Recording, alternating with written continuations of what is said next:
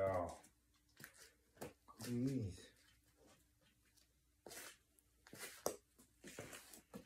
Please.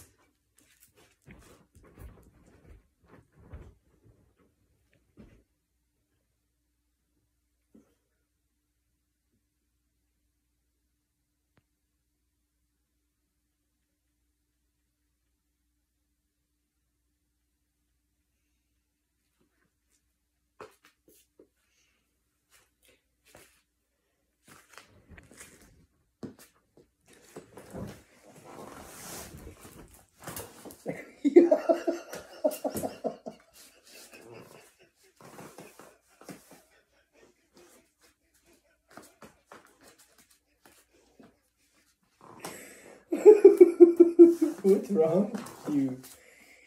Is the light scaring you? Uh-oh. I'll turn the light off. Listen.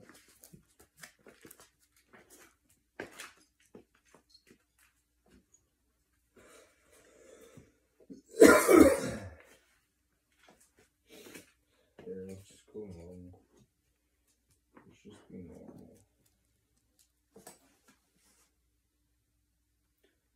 Here you go. Get away. Let me read.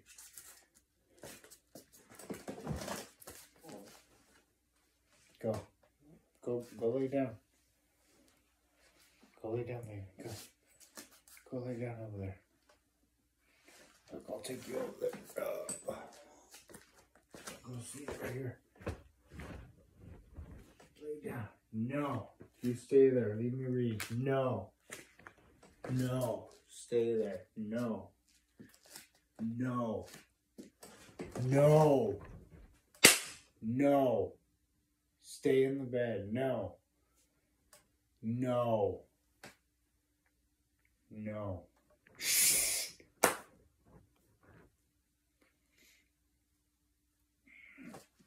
No. Gotta read. I'm gonna take you outside. You never listen. No. Stay over there. No.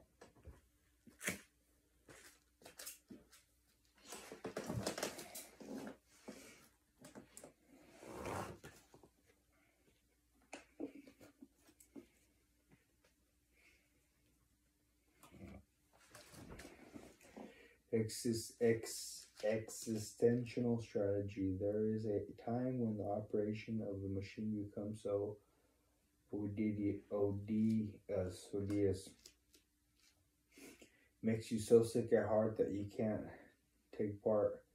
You can't even tacitly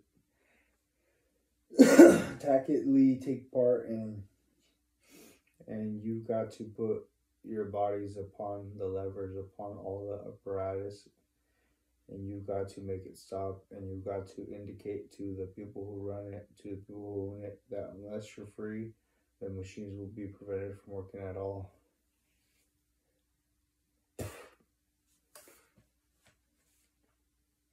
The fuck? The fuck?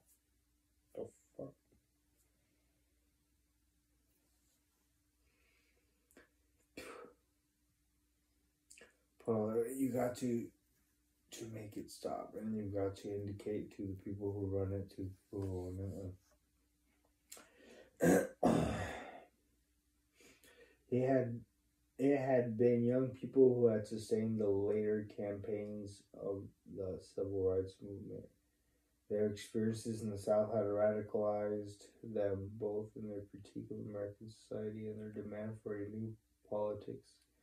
In the early 1960s, to the extent that they were organized, it was as part of the Student Nonviolent Coordinating Committee, and SNCC, which was largely made up of black activists, although initially not exclusively so, or also Students for a Democratic Society, SDS, which, as the name suggests,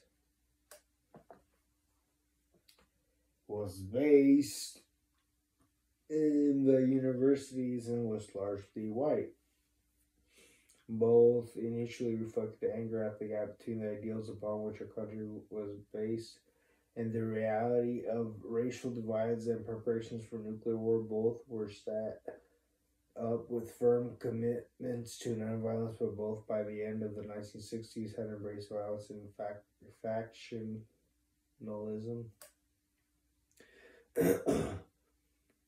Of the two, SDS attracted the most common and active and radical political force emerging out of a disadvantaged minority was less surprising than one emerging out of the affluent majority. Moreover, SDS came to be seen as part of a broad culture shift that went well beyond politics. There was a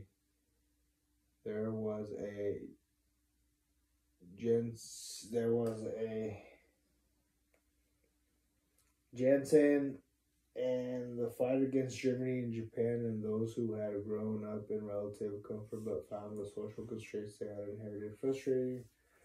This was reflected in changing musical preferences, attitudes to sex, and the use of recreational drugs. A key word for the decade borrowed from anti-colonial struggles was liberation. The word came to be applied to any group, including women and gays, that felt constrained by social conventions and outdated laws. In this respect, it challenged the role of the state in everyday life and was individualistic rather than collectivist in inspiration. This helps explain why there was such an uneasy fit with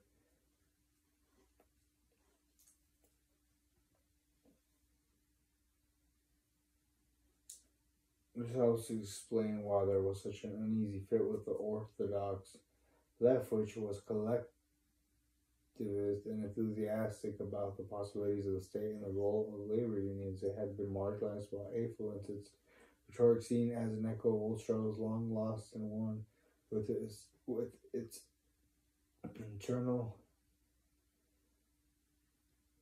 internal politics still marked by infighting in between communists, Trotskyists, and social democrats. A young activist fresh from the freedom rides in the South, where they had often been in jail or suffered beatings, had little time for those who have spent their time trading theoretical blueprints for socialism. Although SDS was intended initially to be the student branch of the League for Industrial Democracy, another of John Dewey's causes, which now represented the pro-union anti-communist trend in America, socially, it took off on its own trajectory. So the revolt was against not only the complacent liberalism and social conservatism of mainstream America, but also the social democratic tradition. This tradition of mass parties organized to fight parliamentary elections on the basis of an agreed program reflecting a more or less coherent ideology had never really taken root in America. The new radicals were more in a libertarian, anarchist, anti-elitist tradition,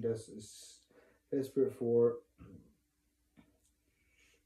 authenticity, even at the expense of lucidity, suspicious of all authorities and organizational discipline. Set of decisions being taken by individuals who were detached, remote, and looking after their own interests. A way had to be found to engage ordinary people so they could shape their own destiny.